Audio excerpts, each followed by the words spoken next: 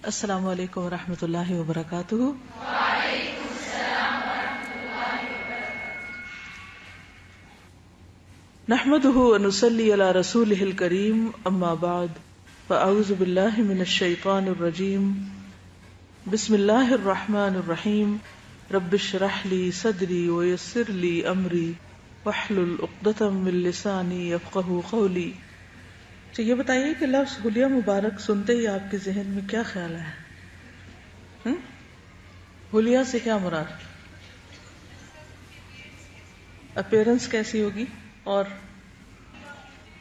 آپ کی personality, features? ہم میں سے ہر ایک کا ایک امیجنیشن ہے نا، ہر ایک نے ایک تصویر بنائی ہوئی ہے نا آپ کی۔ وہ تصویر صحیح ہے یا نہیں، اس کو جاننا ضروری ہے۔ کیوں ضروری ہے؟ آپ کے حلیے کے بارے میں جاننا بھی کیوں ضروری؟ کسی اور کے ساتھ نہ ملا سکیں؟ اچھا، اور اکثر لوگ کہتے ہیں ہم نے خواب میں نبی صلی اللہ علیہ وسلم کو دیکھا تو ہمیں پتہ چل سکے کہ واقعی انہوں نے آپ ہی کو دیکھا یا کچھ اور دیکھا۔ جی ہاں، کچھ لوگ کہتے ہیں کہ آپ صلی اللہ علیہ وسلم جو تھے وہ نور تھے، تو کیا نور سے ایسی تصویر بنتی ہے؟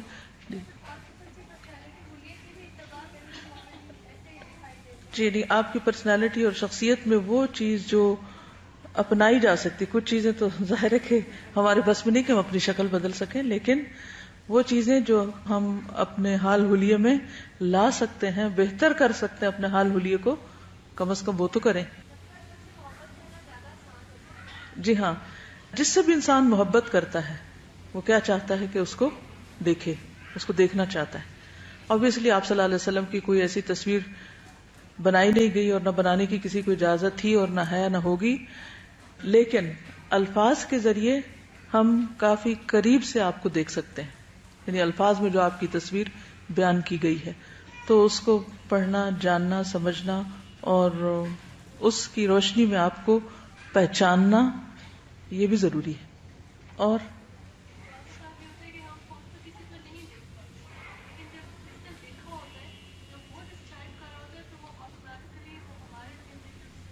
بالکل، بعض چیزیں ہم خود نہیں دیکھ پاتے، لیکن دیکھنے والے جب ایک اچھے طریقے سے اس کو ڈسکرائب کرتے ہیں تو ہم بالکل اس کو قریب قریب دیکھ لیتے ہیں۔ تو صحابہ کرام نے آپ کا حلیہ مبارک کس طرح بیان کیا، آج ہم اس کو انشاءاللہ پڑھیں گے۔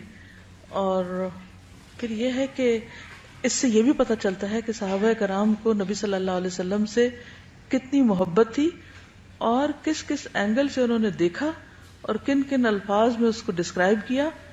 یہ سب دلچسپی کی بات ہے کہ اللہ فضلا کبیرا، اور یہ بالکل سچ بات ہے اور حقیقت ہے کہ آپ صلی اللہ علیہ وسلم کی آمد ہمارے لیے اللہ کا بہت بڑا فضل، احسان اور اس کی رحمت ہے۔ رسول اللہ صلی اللہ علیہ وسلم کا حلیہ مبارک صرف مردوں نے نہیں، ایک خاتون نے بھی بہت زبردست طریقے سے بیان کیا تھا، جن کا نام ام معبد ہے۔ ہجرت کے سفر میں دوسرے دن نبی صلی اللہ علیہ وسلم کا گزر ام معبد کے خیمے سے ہوا تھا۔ یہ قدید کے اطراف میں مشلل کے پاس ہوا کرتی تھی، جو مکہ سے 130 کلومیٹر کے فاصلے پر ہے۔ آپ نے پوچھا ہل عندک شیء، کیا تمہارے پاس کچھ ہے؟ تو اس نے میزبانی سے معذرت کی اور بتایا کہ بکریاں دور دراز گئی ہوئی ہیں، یعنی بکریاں دور چرنے کے لیے گئی ہوئی ہیں، لیکن ایک بکری پیچھے ہے جو خیمے کے کونے میں ہے، بہت ہی کمزور مریل سی، جس میں دودھ کا ایک قطرہ بھی نہیں۔ تو رسول اللہ صلی اللہ علیہ وسلم نے اجازت لے کر اسے دوہا، اور اس بکری نے اتنا دودھ دیا کہ بڑا سا برتن بھر گیا، جسے ایک جماعت بمشکل اٹھا سکتی تھی۔ آپ صلی اللہ علیہ وسلم نے ام معبد کو بھی پلایا، وہ آسودہ ہو گئی تو اپنے ساتھیوں کو پلایا، پہلے اس خاتون کو پلایا جن کی وہ بکری تھی، وہ بھی آسودہ ہو گئے تو خود پیا۔ ترتیب ملاحظہ فرمائیے۔ اور دوبارہ دوہ کر برتن بھر دیا اور اسے ام معبد کے پاس چھوڑ کر روانہ ہو گئے۔ جہاں گئے خیر ہی خیر، برکت ہی برکت۔ آپ کے جانے کے بعد ام معبد کا شوہر گھر پر آیا. اس نے دودھ دیکھا تو اسے تعجب ہوا. پوچھا کہ یہ کہاں سے آیا؟ تو ام معبد نے پوری بات بتلا دی.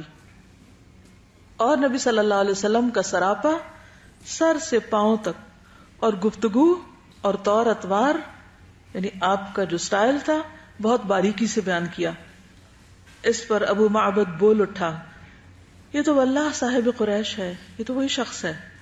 میرا ارادہ ہے کہ آپ کا ساتھ اختیار کروں، آپ کا صحابی بن جاؤں، اور کوئی راستہ ملا تو ایسا ضرور کروں گا. دیکھا نہیں، صرف حلیہ کے بارے میں سن کر اس کو شوق پیدا ہو گیا. اور وہ صرف حلیہ نہیں تھا، ساتھ شخصیت بھی تھی، ساتھ آپ کا اخلاق اور کردار بھی تھا. ظاہری خوبصورتی اپنی جگہ اٹریکٹ کرتی ہے، لیکن اگر اس کے ساتھ اخلاق کی قوت شامل ہو جائے تو متاثر کیے بغیر نہیں چھوڑتی. تو ام معبد نے کیا کہا تھا؟ پہلے ام معبد کے الفاظ میں حلیہ مبارک، عربی سنتے جائیے اور آخر میں ترجمہ کروں گی، کیونکہ ان الفاظ کی بھی ایک خوبصورتی ہے. کہتی ہیں، ظاہر الوداعۃ ابلج الوجہ حسن الخلق لم تعبہ خجلۃ ولم تزر بہ سعلۃ وسیم قسیم فی عینیہ دعج وفی اشفارہ وطف وفی صوتہ صحل وفی عنقہ سطع احور اکحل ازج اقرن شدید سواد الشعر اذا صمت علاہ الوقار وان تکلم علاہ البہاء اجمل الناس وابہاہم من بعید واحسنہ واحلاہ من قریب حلو المنطق فصل لا نزر ولا حذر کأن منطقہ خرزات نظم یتحدرن ربعة لا تقحمه عين من قصر ولا تشنأه من طول غصن بين غصنين فهو أنظر الثلاثة منظرا وأحسنهم قدرا له رفقاء يحفون به إذا قال استمعوا لقوله وإذا أمر تبادروا إلى أمره محفوظ محشود لا عابس ولا مفند. کتنا سمجھ آیا؟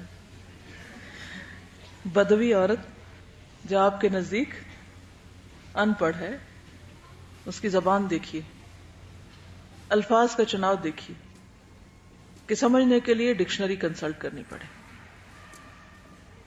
اگر آپ کو کرنی آتی ہو تو. کہتی ہیں پاکیزہ روح، پہلے پاکیزگی کا بیان ہے، صاف ستھرا، کشادہ چہرہ، سنجیدہ خو، نہ توند نکلی ہوئی نہ چندیا کے بال گرے ہوئے، زیبا، صاحب جمال، آنکھیں سیاہ اور فراخ، یعنی بڑی آنکھیں سیاہ اور فراخ، بال لمبے اور گھنے، آواز میں بھاری پن، بلند گردن، روشن مردمک، سرمگی چشم، باریک اور پیوستہ ابرو، سیاہ گھنگریالے بال.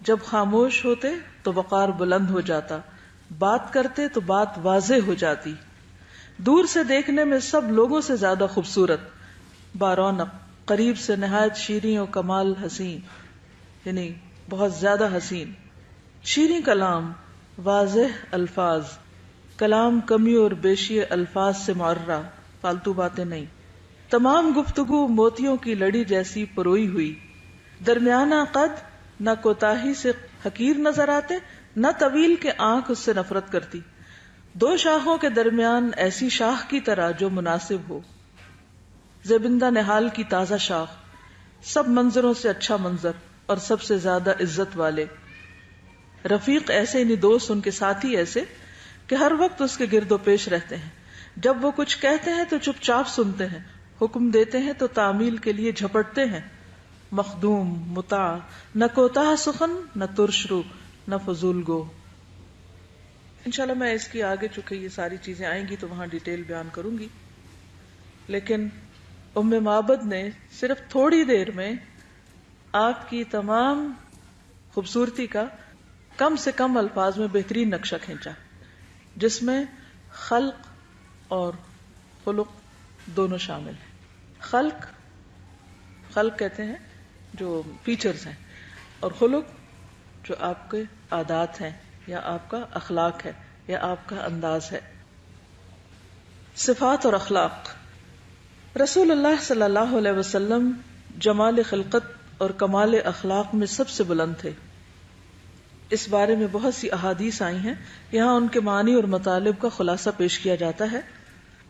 چہرے سے شروع کرتے ہیں. چہرہ مبارک اور اس کے متعلقات. رسول اللہ صلی اللہ علیہ وسلم کا چہرہ مبارک گورا، پرکشش، گول، روشن رنگ، سرخی آمیز تھا، پنکش تھا، 14ویں کی چاند کی طرح جگمگاتا ہوا. جب آپ خوش ہوتے تو چہرہ مبارک اس طرح دمک اٹھتا گویا چاند کا ایک ٹکڑا ہے. دھاریاں اس طرح چمکتی جیسے روشن بادل چمکتا ہے، گویا سورج اس میں دوڑ رہا ہے. اگر آپ رسول اللہ صلی اللہ علیہ وسلم کو دیکھتے تو گویا طلوع ہوتے ہوئے سورج کو دیکھتے، یعنی جب سن رائز ہو رہا ہوتا ہے. چہرے پر پسینہ یوں محسوس ہوتا گویا موتی ہے، اور پسینے کی خوشبو مشک خالص سے بھی بڑھ کر ہوتی. اور جب آپ غصہ ہوتے تو چہرہ یوں سرخ ہو جاتا کہ گویا دونوں رخسار میں انار کے دانے نچوڑ دیے گئے، سخت سرخ. دونوں رخسار ہلکے، پیشانی کشادہ، ابرو یعنی آئی بروز کماندار، باریک اور کامل تھے. باہم ملے ہوئے نہ تھے، الگ الگ تھے، اور کہا جاتا ہے کہ کچھ ملے ہوئے تھے. آنکھیں کشادہ تھیں، ان کی سفیدی میں سرخی کی آمیزش تھی، سرخ ڈورے تھے. پتلی سیاہ تھی، یعنی آنکھوں کا رنگ سیاہ تھا. پلکوں کے بال لمبے اور گھنے تھے. آپ دیکھتے تو کہتے کہ آنکھوں میں سرما لگا رکھا ہے، یعنی نیچرلی اس طرح محسوس ہوتا. حالانکہ آپ سرما لگائے ہوئے نہیں ہوتے تھے. ناک کا بانسا بلند یعنی اوپر کا حصہ اور خمدار تھا، اس پر نور بلند ہوتا محسوس ہوتا تھا. دونوں کان مکمل تھے. منہ خوبصورت اور بڑا تھا. سامنے کے دونوں دانتوں میں ذرا سا فاصلہ تھا. بقیہ دانت بھی الگ الگ تھے، بہت جڑے ہوئے نہیں تھے. دانتوں میں چمک تھی. جب آپ مسکراتے تو ایسا لگتا گویا اولے ہیں، اور جب آپ گفتگو فرماتے تو دانتوں کے درمیان سے نور نکلتا دکھائی دیتا. غرض آپ کے دانت سب سے زیادہ خوبصورت تھے. داڑھی خوبصورت تھی، گھنی، کنپٹی سے کنپٹی تک بھرپور، سینے کو بھرے ہوئے اور بالکل کالی تھی. صرف دونوں کنپٹیوں اور داڑھی بچہ میں چند گنے چنے بال سفید تھے. آخر تک بھی چند گنے ہوئے بال جو تھے اس حصے میں سفید تھے، ادروائز ساری داڑھی سیاہ تھی. کچھ احادیث کی روشنی میں ذرا سی مزید ڈیٹیلز ہم دیکھتے ہیں. بخاری کی روایت میں آتا ہے، کان رسول اللہ صلی اللہ علیہ وسلم احسن الناس وجہا. رسول اللہ صلی اللہ علیہ وسلم لوگوں میں سے سب سے زیادہ حسین چہرے والے تھے. یعنی اس دور میں جتنے بھی لوگ تھے ان میں سب سے زیادہ خوبصورت آپ ہی تھے.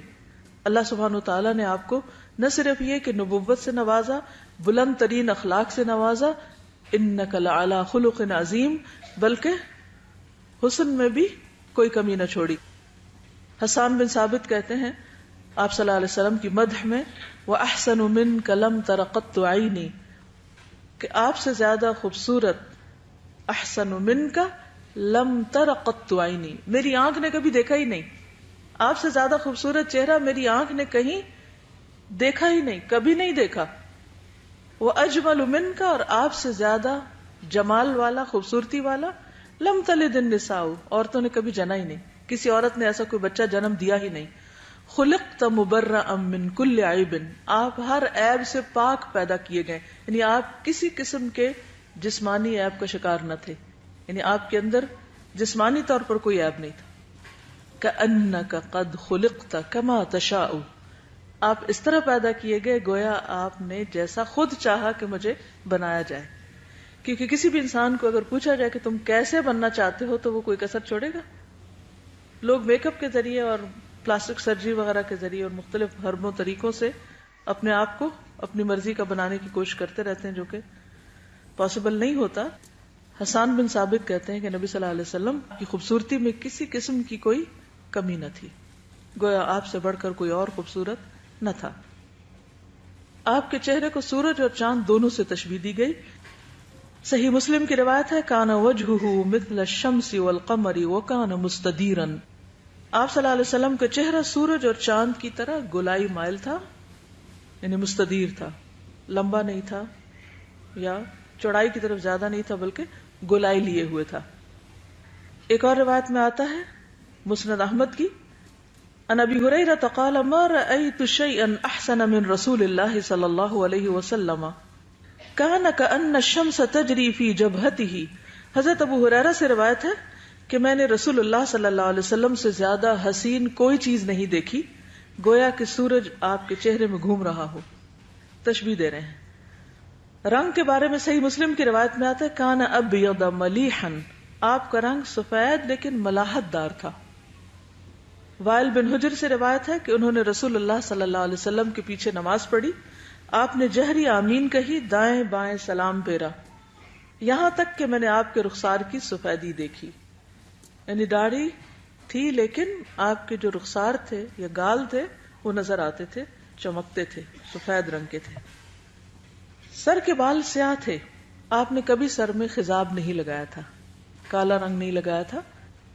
آپ کی چھوٹی داڑھی بچہ جو ہوتا ہے نا، یعنی اس ایریا میں جو کہ ہونٹوں کے نیچے ہوتی ہے، اس میں کچھ سفید بال تھے اور کچھ کن پٹیوں اور کچھ سر میں، لیکن بہت خال خال کہیں کہیں، یعنی اکٹھے نہیں تھے. لیکن آپ کبھی کبھی اپنی داڑھی کو ورس سے زرد کیا کرتے تھے، یعنی ویسے سیاہ تھی لیکن اس کو ورس لگاتے تھے. اس کے لگانے میں کیا حکمت ہے؟ کیوں لگاتے ہوں گے؟ تاکہ جن کو لگانا ہو وہ اسے عیب نہ سمجھے. بالوں میں خوشبو لگاتے تھے. عام طور پر یہ خیال ہوتا ہے کہ بال میں خوشبو لگانے سے بال سفید ہو جائیں گے، خراب ہو جائیں گے، لیکن آپ صلی اللہ علیہ وسلم بالوں میں خوشبو لگاتے. عربوں کے ہاں آپ نے ایک خوشبو دیکھی ہوگی جس کو بخور کہتے ہیں. ان کا عموماً رواج یہ ہوتا ہے کہ نہانے کے بعد جب بال گیلے ہوتے ہیں تو خشک کرنے سے پہلے بخور جلا کر اس کا جو دھواں ہوتا ہے اس سے بالوں کو دھونی دیتے ہیں، جس سے بالوں میں مسلسل خوشبو آتی رہتی ہے. یعنی خوشبو لگانے کا ایک طریقہ ہے. ہم لوگ تو عام طور پہ کپڑوں پہ اسپرے کر لیتے ہیں لیکن وہ تھوڑی دیر کے بعد اڑ جاتا ہے، تو آپ صلی اللہ علیہ وسلم بالوں میں لگاتے تھے. ربیہ فرماتے ہیں میں نے آپ کے بالوں میں ایک بال دیکھا تو وہ سرخ تھا. راوی کہتے ہیں میں نے دریافت کیا یہ بال سرخ کیوں تھا؟ کہا گیا کہ خوشبو سے سرخ ہو گئے، یعنی خوشبو کا رنگ تھا جو لگانے سے وہ اس میں سٹریک آ گئی. اعضاء اور اطراف، آپ کے اعضاء لمس اور سائڈ. سر، گردن اور بال. سر متوازن انداز میں بڑا اور گردن نہایت خوبصورت اور لمبی تھی. بال دونوں کانوں کے نصف یا لو تک ہوا کرتے تھے، یعنی یہاں تک، اور کبھی کبھی اس سے نیچے بھی، اور کبھی دونوں کندھوں کو چھوتے بھی تھے، یعنی اس سے بھی لمبے ہوتے تھے.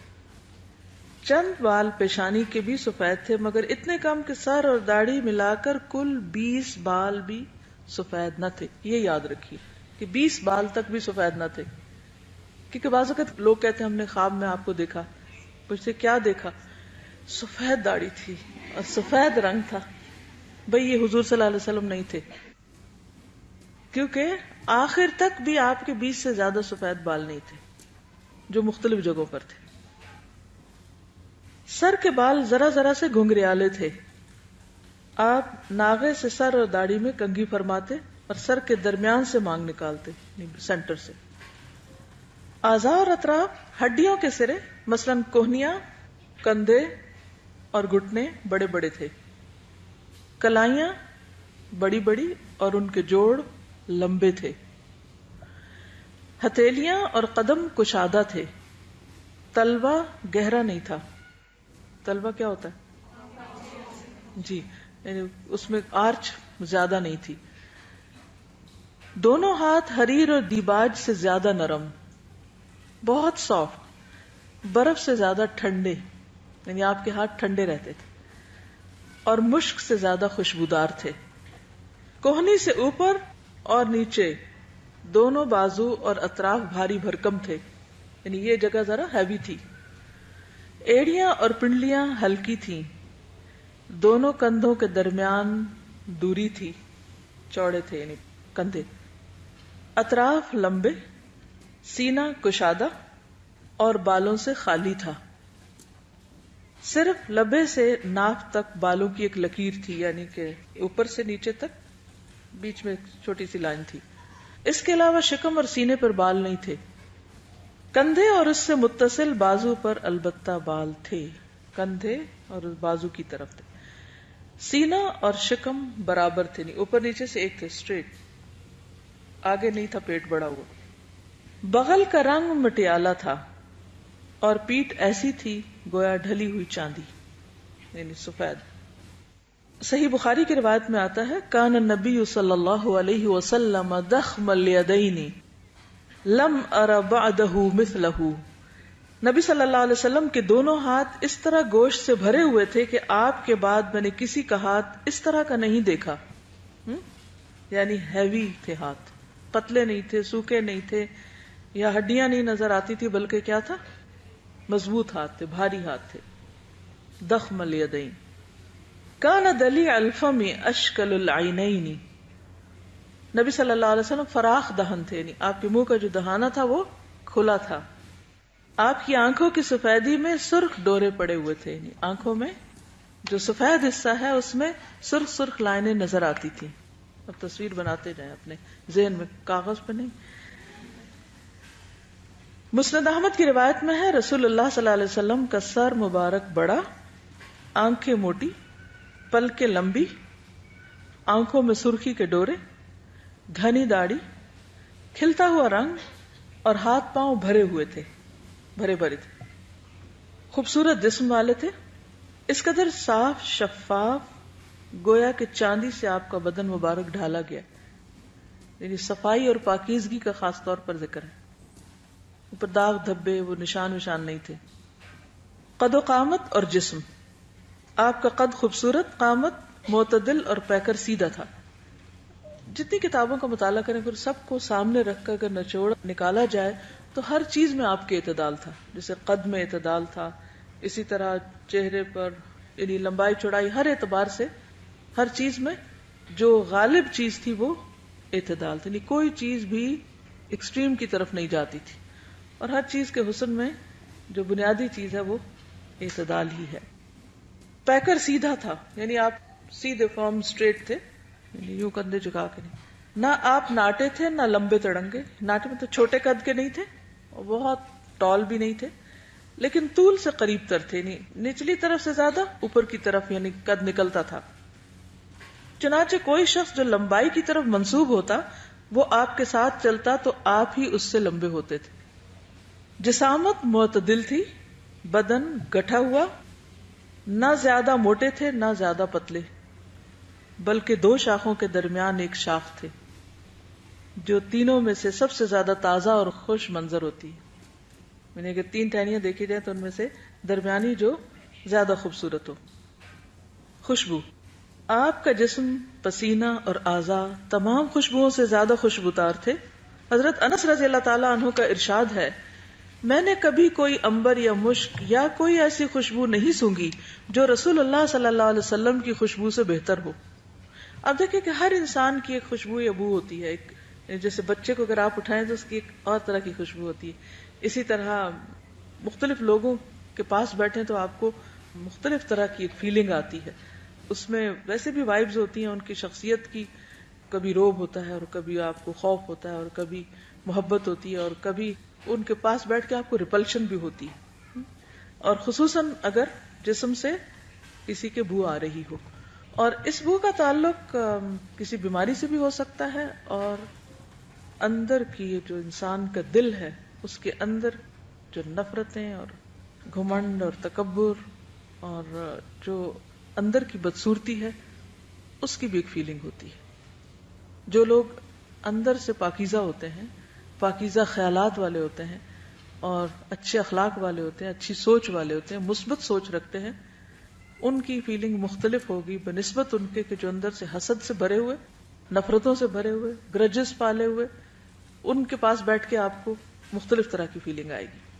تو ہر انسان کی ایک جسمانی کیفیت کا اثر دوسرے پر ضرور پڑتا ہے، اور اس بارے میں ہر ایک کو کانشیس بھی ہونا چاہیے کہ کہیں ہمارے منہ کی بو سے یا ہمارے جسمانی بو سے کسی دوسرے کو اذیت تو نہیں ہو رہی. بہت سے لوگوں کے ریلیشن شپ اس بنا پر بھی خراب ہوتے ہیں. تو ہمیں اپنی ذات سے بھی دوسروں کے لیے باعث اذیت نہیں بننا چاہیے.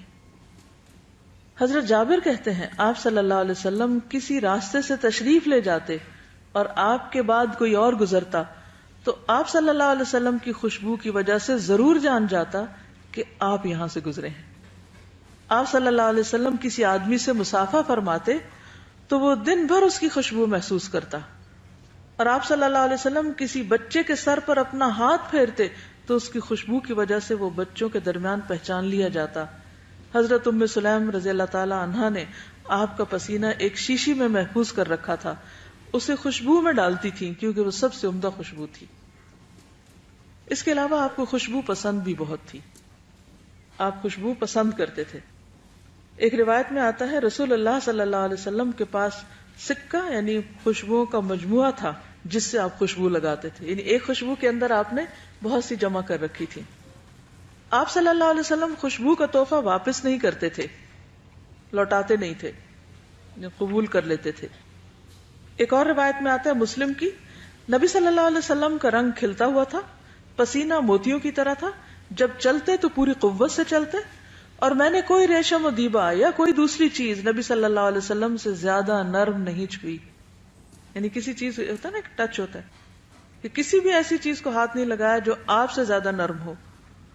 میں نے کوئی عنبر یا کوئی دوسری خوشبو نبی صلی اللہ علیہ وسلم کی مہک سے زیادہ عمدہ نہیں سونگھی۔ ایک اور روایت میں آتا ہے نبی صلی اللہ علیہ وسلم کی خدمت میں ایک ڈول پیش کیا گیا، نبی صلی اللہ علیہ وسلم نے اس میں سے کچھ پانی پیا اور ڈول میں کلی کی، پھر اس کو کنویں میں الٹا دیا گیا جس سے وہ کنواں مشک کی طرح مہکنے لگا۔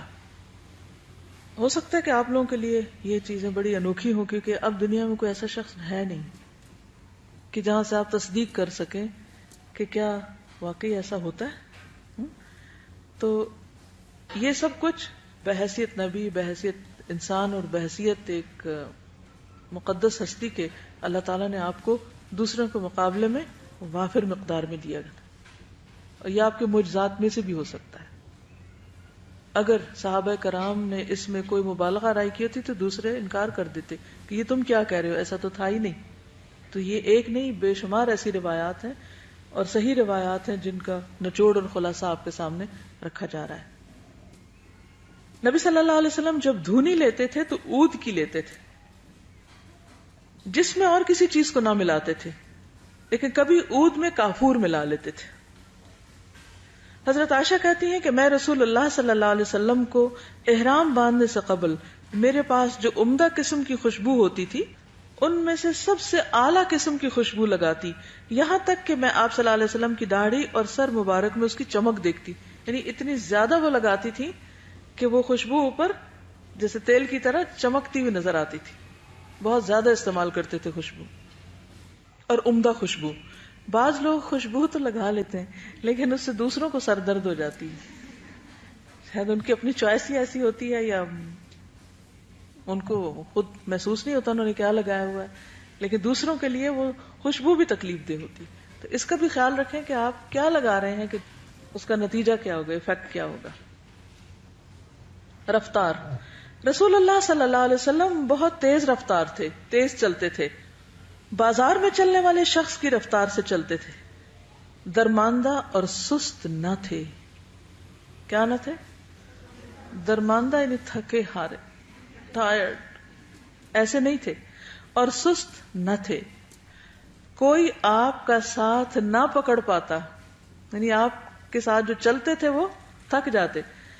حضرت ابو ہریرہ رضی اللہ عنہ فرماتے ہیں میں نے کسی کو رسول اللہ صلی اللہ علیہ وسلم سے بڑھ کر تیز رفتار نہیں دیکھا، گویا زمین آپ کے لیے لپیٹ دی جاتی تھی، ہم تو اپنے آپ کو تھکا مارتے اور آپ بے پرواہی سے چلتے رہتے تھے، یعنی آپ کو پتہ ہی نہیں چلتا تھا، آپ کو فکر ہی نہیں ہوتی تھی، یا آپ کوئی سٹریس لے کے نہیں چل رہے ہوتے تھے، کیونکہ ہمیں اگر تیز چلنا پڑے تو ہمیں تو ایفرٹ لگانی پڑے، کانشیسلی چلنا پڑے، لیکن آپ کی وہ ایک روٹین تھی، نارمل بات تھی آپ کے لیے۔ آپ صلی اللہ علیہ وسلم جب قدم رکھتے تو پورا قدم رکھتے، تلوے میں گہرائی نہ تھی، جب مڑتے تو پورے مڑتے، سامنے ہوتے تو مکمل، پیچھے مڑتے تو مکمل، چلتے تو جھٹکے سے اٹھتے اور یوں چلتے گویا ڈھلوان سے اتر رہے ہیں، پھر جھٹکے سے پاؤں اٹھاتے اور نرمی سے چلتے، یعنی پاؤں گھسیٹ گھسیٹ کر نہیں چلتے تھے۔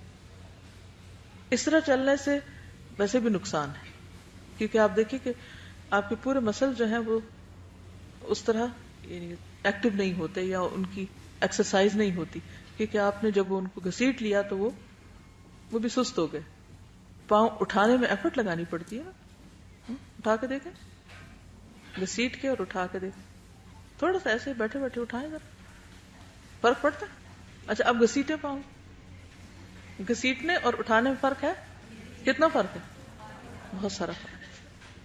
بس یہیں سے چال ٹھیک کر لیں اپنی سنت سمجھ کے, پاؤں گھسیٹ کے نہیں چلنے. اس میں دوسروں کو تو اذیت ہوتی ہے, اپنا بھی بڑا نقصان ہو جاتا ہے. لیکن افسوس یہ کہ ہمیں عام طور پر کوئی بتاتا بھی نہیں کہ ہم کیا غلط کام کر رہے ہیں. تو بچپن سے عادتیں پڑ جاتی ہیں نا, تو بچپن میں ہی بچوں کو آپ نوٹ کریں کہ کس طرح چل رہے ہیں. جھٹکے سے مراد کیا ہے؟ یعنی جھٹکا دے کے نہیں چلتے تھے, مراد یہ ہے کہ مکمل پاؤں ایک دم اٹھاتے تھے سیدھا. لیکن ویسے آپ کی چال کیسی تھی جس میں نرمی تھی؟ جیسے سورۃ الفرقان میں آتا ہے وَعِبَادُ الرَّحْمَنِ الَّذِينَ يَمْشُونَ عَلَى الْأَرْضِ هَوْنًا, یعنی پاؤں اٹھاتے تھے, رکھتے نرمی سے تھے, اس میں سے شور نہیں آتا تھا کہ پاؤں مارتے ہوئے نہیں چلتے تھے. وَلَا يَضْرِبْنَ بِأَرْجُلِهِنَّ لِيَعْلَمَ مَا يُخْفِينَ مِنْ زِينَتِهِنَّ. اللہ تعالیٰ نے خاص طور پر کس کو منع کیا ہے؟ عورتوں کو, کہ زمین پر پاؤں مار کر نہ چلیں تاکہ ان کی خفیہ زینت ظاہر نہ ہو. ایک حدیث میں آتا ہے کہ رسول اللہ صلی اللہ علیہ وسلم جب چلتے تو پیر زمین پر گاڑ کر چلتے تھے, یعنی جما کے پاؤں چلتے تھے. اذا مشى تکفأ, جب آپ چلتے تو آگے جھکتے ہوئے دباؤ ڈال کر چلتے تھے, ایسے چلتے گویا ڈھلوان سے اتر رہے ہیں, یعنی جما کے مضبوط, اور پورا پاؤں اٹھا کے پورا رکھتے تھے, یوں نہیں جاتے تھے بلکہ اوپر. ٹھیک ہے. اور پھر یہ کہ سستی اور ڈھیلا پن نہیں, اور جیسے نا کہ کندھے جھکے ہوئے نہ ہو. ایک اور روایت میں آتا ہے کہ آپ چلتے ہوئے ادھر ادھر نہیں دیکھتے تھے, سامنے دیکھتے تھے. اذا مشى لم يلتفت, جب چلتے تو بلا ضرورت ادھر ادھر نہ دیکھتے. اس کا کیا نقصان ہوتا ہے جب ہم چلتے ہوئے ادھر دیکھ رہے ہوتے ہیں؟ ٹکر مارتے ہیں اور دوسروں کو تکلیف دیتے ہیں. جی, مقصد پہ فوکس نہیں. حدیث میں آتا ہے کہ جب رسول اللہ صلی اللہ علیہ وسلم چلتے تو صحابہ آپ کے آگے چلتے اور آپ کی پشت فرشتوں کے لیے چھوڑ دیتے. He was a leader like a shepherd. shepherd کس طرح چلتا ہے, کہاں چلتا ہے؟ پیچھے چلتا ہے اور ریوڑ کو آگے رکھتا ہے. آواز اور گفتگو. رسول اللہ صلی اللہ علیہ وسلم کی آواز میں ہلکا سا بھاری پن تھا اور آپ شیریں گفتار اور باوقار تھے. خاموش رہتے تو باوقار, گفتگو کرتے تو پرکشش, بول ایسے گویا لڑی سے موتی جھڑ رہے ہیں. بات شروع کرتے تو اس کا پورا احاطہ کر کے ختم فرماتے. گفتگو دو ٹوک ہوتی. اچھا, بعض لوگ ہوتے ہیں نا کہ ایک بات شروع کرتے ہیں, ابھی وہ پوری نہیں ہوتی تو اس کے اندر سے ایک اور شاخ نکال لیتے ہیں, ابھی وہ آدھی نہیں ہوتی تو اس میں سے ایک اور نکال لیتے ہیں. اینڈ آف دا ڈے یہ سمجھ نہیں آتی کہ موضوع کیا تھا, بات تھی کیا. لیکن آپ ایک بات پوری مکمل کرتے تھے. گفتگو دو ٹوک ہوتی, نہ مختصر نہ فضول, یعنی اتنی کم بھی نہیں کہ بندے کو بات ہی نہ سمجھے کہ کیا کہا, دوسرا حیران پریشان ہے, اور نہ اتنی لمبی کہ سمجھنا ہے کہ شروع کہاں سے ہوئی تھی. ہر حرف واضح ہوتا, مخارج بہت اچھے تھے. آپ صلی اللہ علیہ وسلم فصیح و بلیغ اور رواں طبیعت تھے. نکھرے ہوئے کلمات بولتے تھے, نکھرے ہوئے یعنی الفاظ کھاتے نہیں تھے. بعض ہوتے ہیں نا, یا تو شروع جملہ ٹھیک بولتے ہیں, آخر میں گول کر جاتے ہیں. بعض لوگ لفظ کا ابتدائی حصہ ٹھیک بولتے ہیں, آدھے کے بعد ڈراپ کر دیتے ہیں, سمجھ نہیں آتی کیا کہا. بعض لوگ ناک میں بولتے ہیں, بعض اوقات یعنی پوری بات سمجھ نہیں آتی کہ کہا کیا گیا. آپ دیکھیے کہ خاص طور پر اگر آپ دین کا کام کر رہے ہیں تو آپ کو میسج کنوے کرنے کے لیے, چاہے پوئٹری میں ہو یا نثر یا نظم, کچھ بھی ہو, بات واضح کرنی, خواہ لکھنے میں کیوں نہ ہو. بعض لوگ ڈیزائننگ کرنے لگتے ہیں تو وہ ڈیزائن اتنے چھا جاتے ہیں کہ پتہ نہیں چلتا کہ یہ ڈیزائن بنا کس لیے, کیا میسج ہے. تو ہمیشہ اصل مقصد سامنے ہونا چاہیے. کیا کہا جا رہا ہے, کیوں کہا جا رہا ہے, اور کس موقع پر کتنا کہنا ہے اس کو, اور کیسے کہنا ہے. یعنی لینگویج پلس ادائیگی دونوں ہی اہم ہیں. کوئی شخص خواہ کیسا ہی فصیح و بلیغ ہوتا, آپ کی ہمسری نہ کر سکتا تھا. آپ نے فرمایا نا کہ انا افصح العرب, آپ صلی اللہ علیہ وسلم کو حکمت اور دو ٹوک خطاب کے ساتھ جامع کلمات عطا کیے گئے تھے.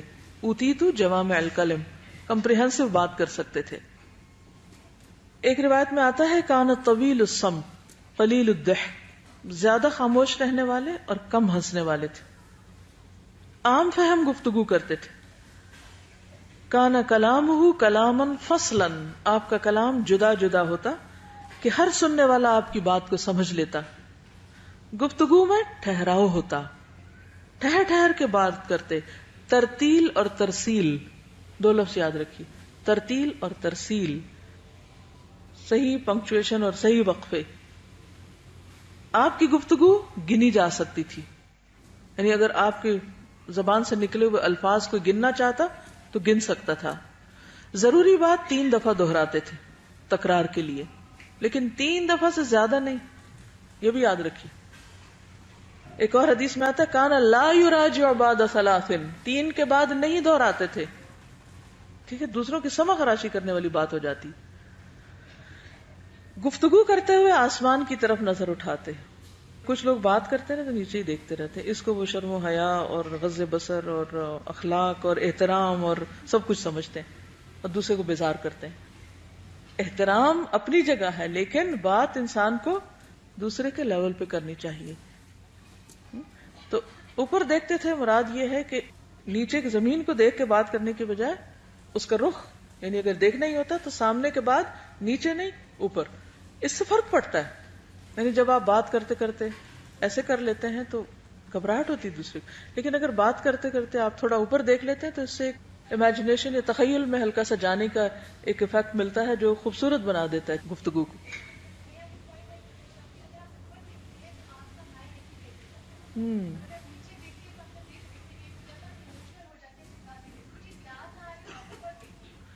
گڈ، سبحان اللہ.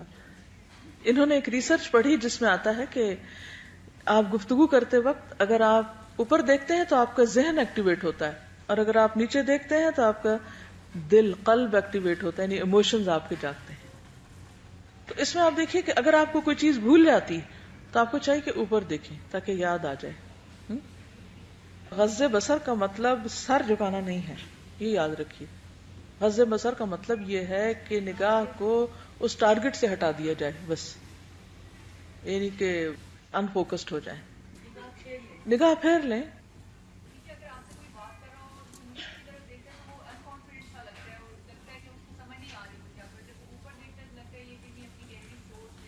جی بالکل، جی ہاں، بچوں کا کانفیڈنس ہی خراب کر دیتے ہیں. نیچے دیکھو، نیچے دیکھو. اصل میں خوبصورتی اعتدال میں ہے. اعتدال کیا ہے کہ آپ جس سے بات کر رہے ہیں اس کی طرف دیکھ کے بات کریں، ادھر ادھر نہ دیکھیں، کیونکہ آپ صلی اللہ علیہ وسلم ادھر ادھر نہیں دیکھتے تھے. مثلا بات آپ کسی سے کر رہے ہیں اور دیکھ آپ ادھر ادھر رہے ہیں، اس کی طرف توجہ ہی نہیں کر رہے جس سے آپ بات کر رہے ہیں، تو دوسرے کو گھبراہٹ ہونے لگتی ہے. پھر ہم شکایت کرتے ہیں ہم سے تو کوئی بات کرنا پسند ہی نہیں کرتا. بہرحال ہم تو اوپر دیکھیں گے سنت سمجھ کر، ریسرچوں کا ہمیں نہیں پتا، ٹھیک ہے، اور اسی میں ہی خیر بھلائی ہو جائے گی انشاءاللہ. اوکے، آگے چلتے ہیں.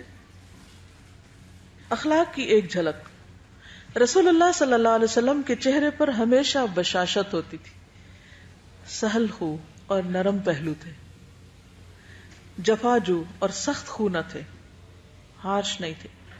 بازاروں میں اونچی آواز نہ لگاتے، دور سے چیخ چلا کے نہیں بولتے تھے.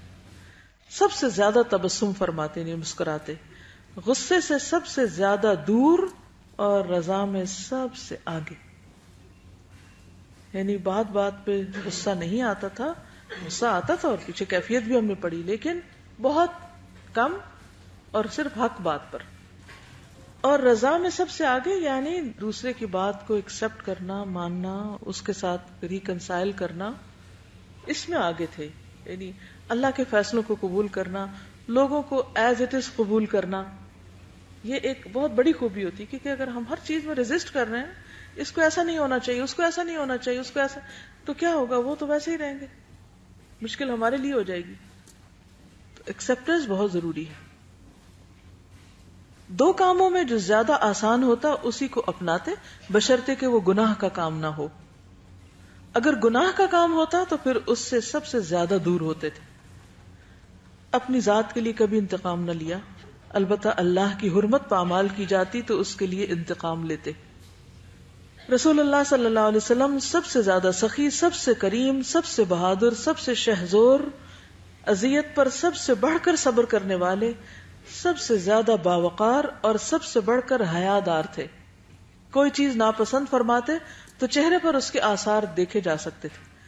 اپنی نظر کسی کے چہرے پر جماتے نہ ناپسندیدگی کے ساتھ کسی کا سامنا کرتے، یعنی کسی کو گھور گھور کے نہیں دیکھتے تھے، اور نہ کسی کو دیکھ کر ماتھے پہ بل اور منہ پھلانا اور ناپسندیدگی کا اظہار ایسا نہیں کرتے تھے.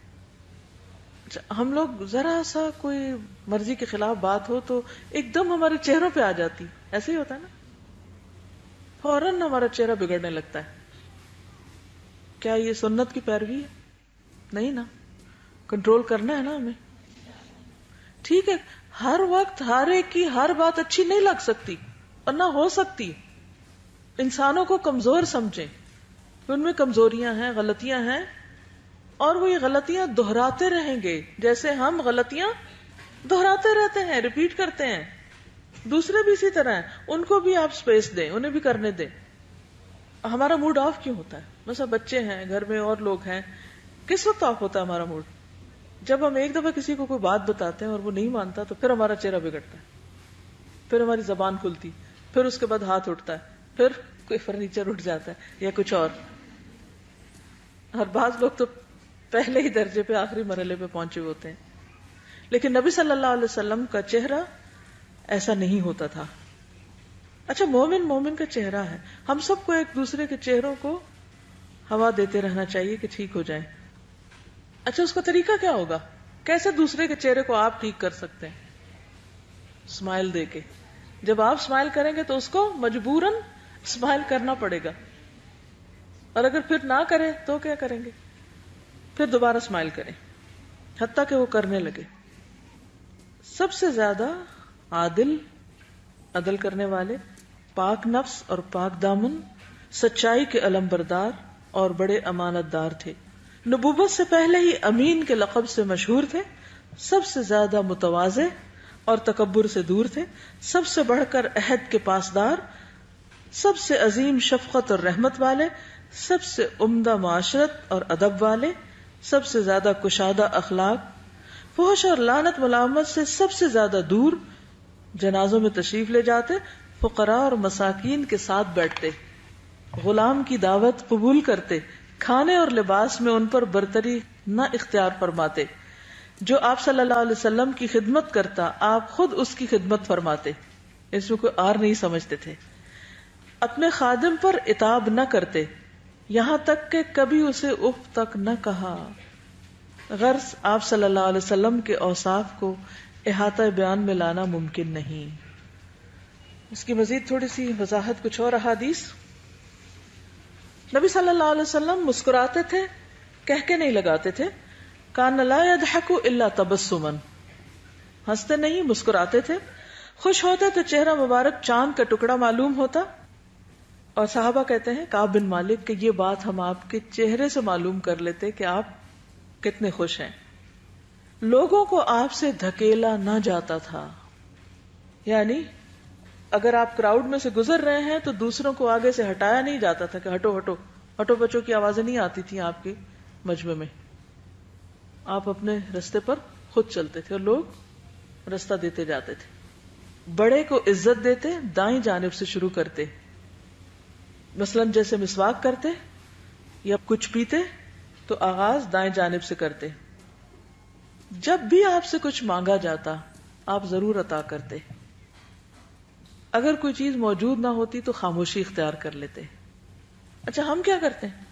تعویلیں دینی شروع کر دیتے ہیں اور تشریح کرنے لگتے ہیں کہ ہم اس لیے نہیں دے پا رہے، پھر ایسا ہے ویسا ہے، یہ اپنے عذر اور مجبوریاں سنانے لگتے ہیں.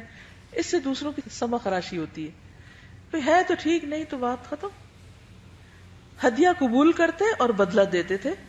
جب پہلا پھل لایا جاتا تو برکت کی دعا کرتے اور چھوٹے بچے کو دیتے تھے. اچھا، ہم جب ایک اصول بنا لیتے نا کہ دائیں جانب سے شروع کرنا ہے، پھر ہر چیز میں دائیں جانب ہماری ہوتی ہے. اس میں پھر ہم اس اصول سے خلاف نہیں جاتے.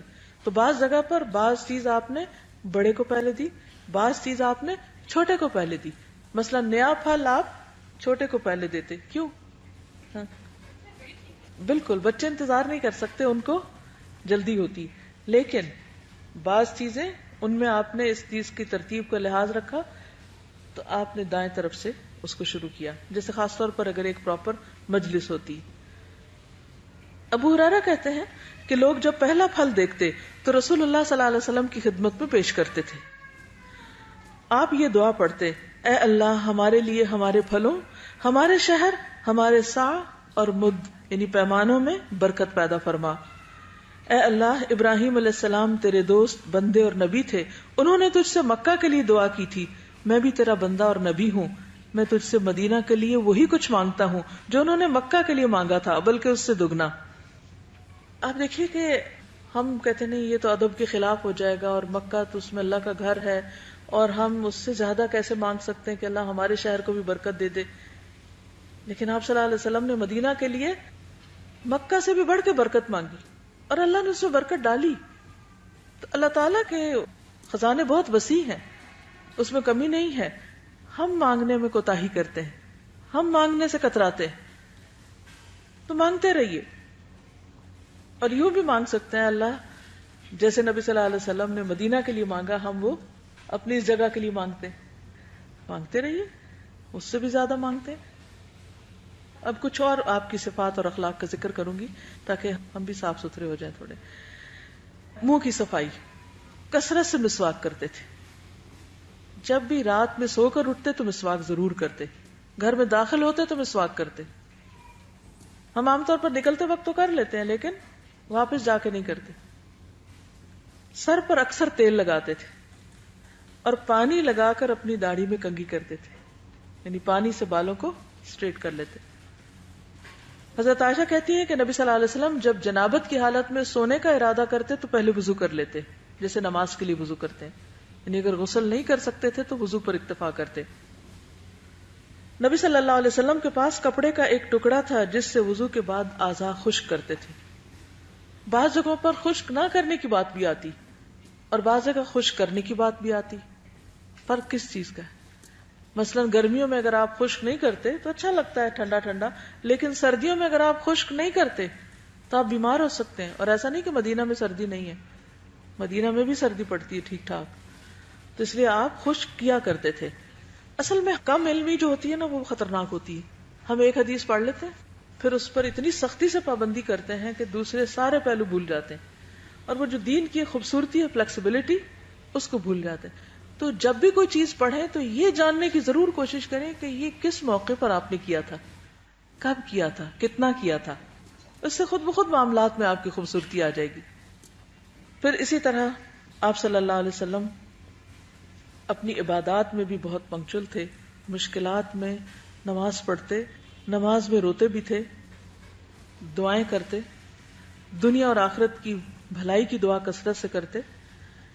اسی طرح آل محمد کے لیے بقدر ضرورت رزق کی دعا کرتے.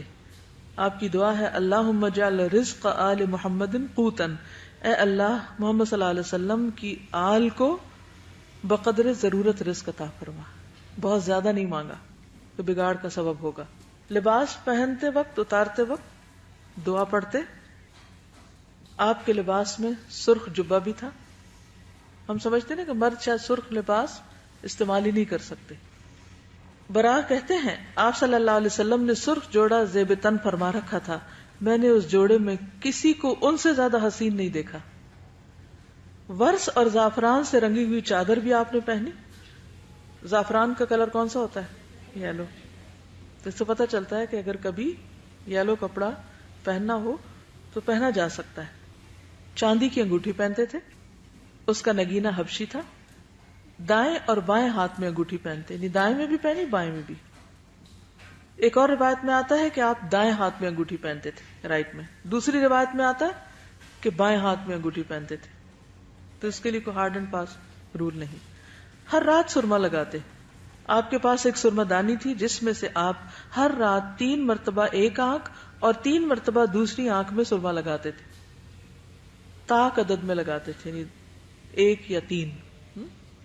आपके जूते में तस्मे थे। तस्मे क्या होते?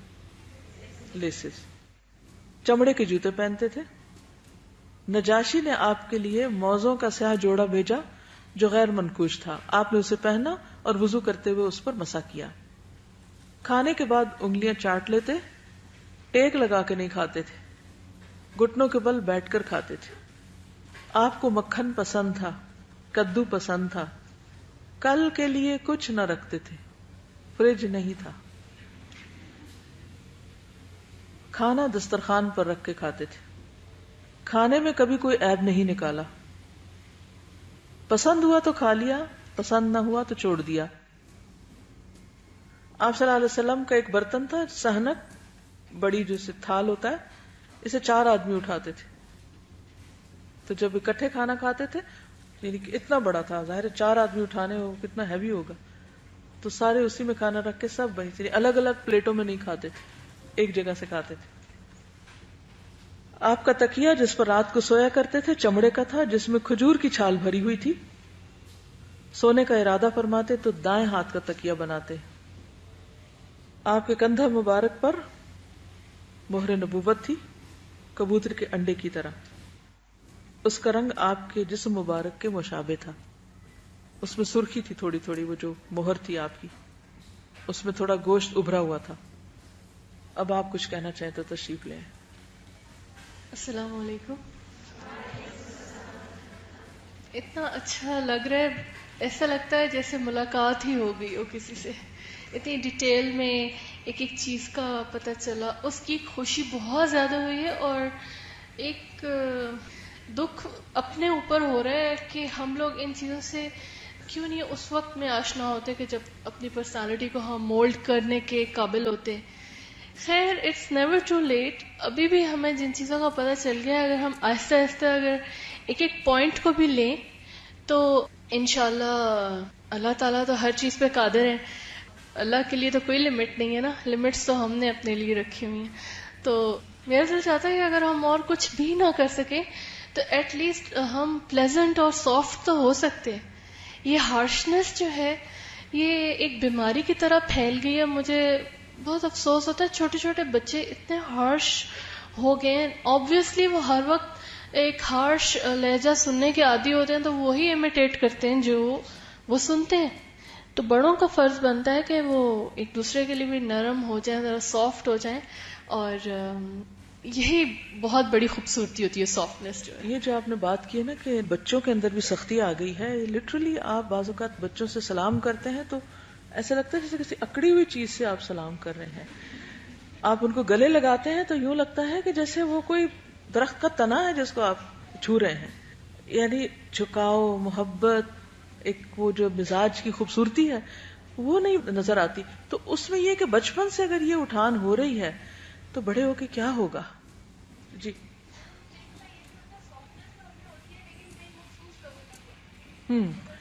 बिल्कुल, यानी सॉफ्टनेस होती भी है तो सिर्फ चंद लोगों के लिए होती है, बाकी सब के लिए हम सीसा पिलाई हुई दीवार हैं। ओके, सुब्हानक अल्लाहुम्मा व बिहम्दिका नशहदु अल्ला इलाहा इल्ला अंता नस्तगफिरुका व नतूबु इलैक। अस्सलामु अलैकुम व रहमतुल्लाहि व बरकातुहू।